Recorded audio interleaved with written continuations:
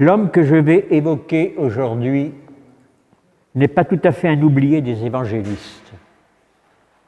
En effet, il apparaît dans l'un des 4 évangiles, celui selon saint Jean. Il s'agit de Nicodème. Et si Jean le mentionne dans son évangile, c'est un peu grâce à moi, Théodore. Lorsque les circonstances de la vie m'ont conduit à Éphèse, j'ai rencontré Jean qui venait de s'installer dans cette ville avec Marie, la mère de notre Seigneur. Jean, qui avait appris que j'avais été un proche de Nicodème, est venu m'interroger sur cet homme, ce pharisien et membre du Sanhédrin. Je voudrais, me dit-il, en savoir plus sur cet homme que j'ai croisé brièvement et dont notre Seigneur parlait avec respect. Et pourquoi Marie évoque-t-elle son souvenir avec affection? J'aimerais bien comprendre. Oui, Jean, lui répondis-je, je peux m'enorgueillir d'avoir été un disciple de cet homme auprès duquel j'ai longuement vécu. Et vois-tu, quand j'ai eu 14 ou 15 ans, mon père, qui était un riche commerçant de Jérusalem, avait une obsession, faire de moi un érudit, un de ces savants qui honorent le peuple d'Israël. Son désir était de voir, lui qui n'avait pas eu d'instruction, son fils devenir un talmudiste distingué. Par ailleurs, il ambitionnait aussi de me voir devenir un membre du Sanhédrin. Une revanche sur ceux qui le méprisaient, lui, un commerçant, un boutiquier. Pour faire bien, suivant la mode des Juifs qui fréquentaient les milieux hellénistiques, il changea mon nom hébraïque d'El-Nathan en Théodore, l'un comme l'autre signifiant don de Dieu. Mes parents étant âgés, ayant eu désespéré d'avoir un enfant. C'est pour ça qu'ils m'ont appelé don de Dieu. Malgré cela, mon père a eu du mal à trouver un pharisien ou un talmudiste prêt à me prendre comme élève.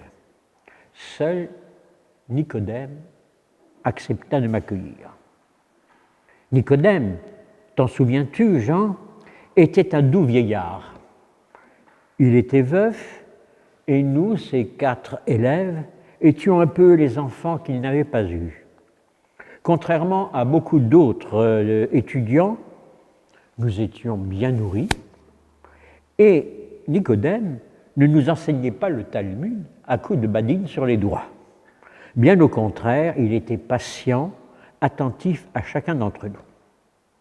Modeste, un peu méprisé par les autres pharisiens, il ne se mettait pas en avant, alors qu'il était reconnu pour être de ceux qui, à l'époque, on appelait maîtres en Israël. Titre bien mérité. Tous s'accordaient pour souligner la profondeur de ses analyses et de ses raisonnements. Il avait été le témoin des débats enflammés qui opposaient alors 2 autres maîtres en Israël, les rabbis Shammai et Hillel. Ces débats entre ces 2 hommes faisaient la une dans le milieu talmudiste. On disait « il suffit que Shammai dise blanc pour que Hillel dise noir » et vice-versa. Et Shammai, ça ne vous fait pas penser à un mot français? Chamailler. Sans entrer dans le détail de leur querelle, je dirais tout simplement que Shammai était partisan d'une interprétation et d'une observation rigoureuse de toute la loi et d'un respect sans concession de la tradition dans toute sa pureté primitive, tandis qu'Hillel avait une approche plus ouverte de la halaktika, c'est-à-dire de l'ensemble des règles de la vie ordinaire, religieuse et juridique. Il insistait sur l'aspect moral de la loi, la justice envers tous.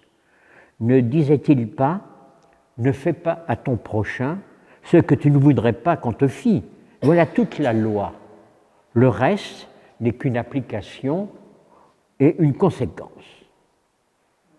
Nicodème penchait pour les thèses de Hillel, et l'enseignement qu'il nous a donné en était tout imprégné. Nicodème nous a profondément marqués, en particulier le petit-fils d'Hillel qui était parmi nous, à savoir Gamaliel.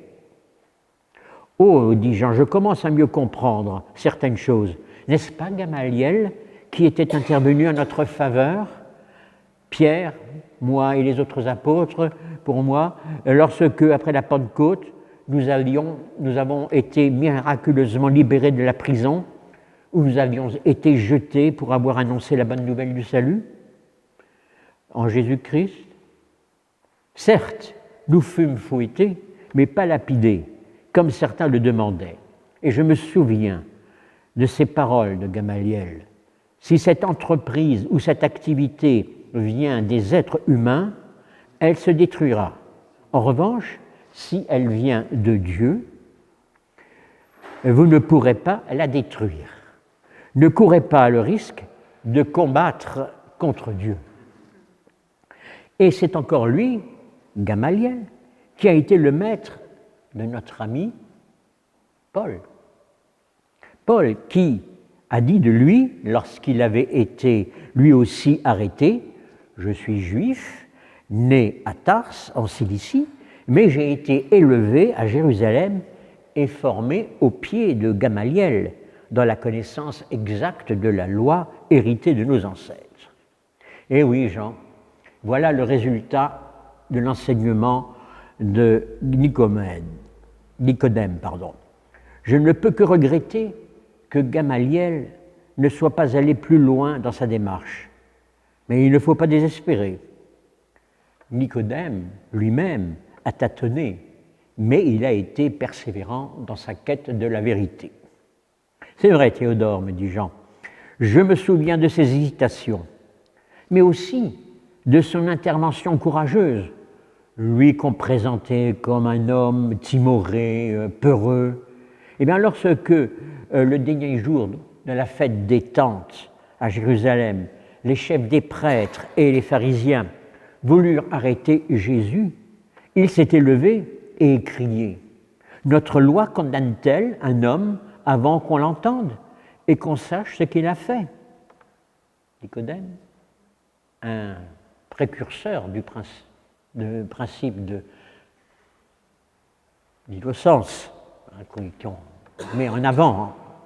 Et Marie et moi, nous n'oublions pas, lorsque tous avaient fui, les disciples en premier, qu'ils n'avaient pas hésité à braver le Sanhédrin pour solliciter avec son ami Joseph d'Arimathée Pilate pour donner au corps supplicié de notre Seigneur une sépulture décente. Et ce fut lui qui fournit les aromates nécessaires pour imbiber les bandelettes enveloppant le corps. On parle d'environ 30 kilos de myrrhe, ce qui représentait une petite fortune.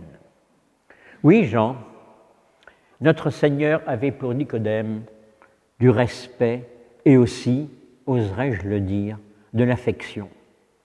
Mais sais-tu comment Nicodème est venu à s'attacher progressivement à Jésus? Ah non? Eh bien, je vais te le dire. C'était un soir. Nicodème vient me tirer du lit. « Théodore, lève-toi et accompagne-moi. » J'étais stupéfait. Nicodème, qui menait une vie bien rangée, allait sortir en pleine nuit.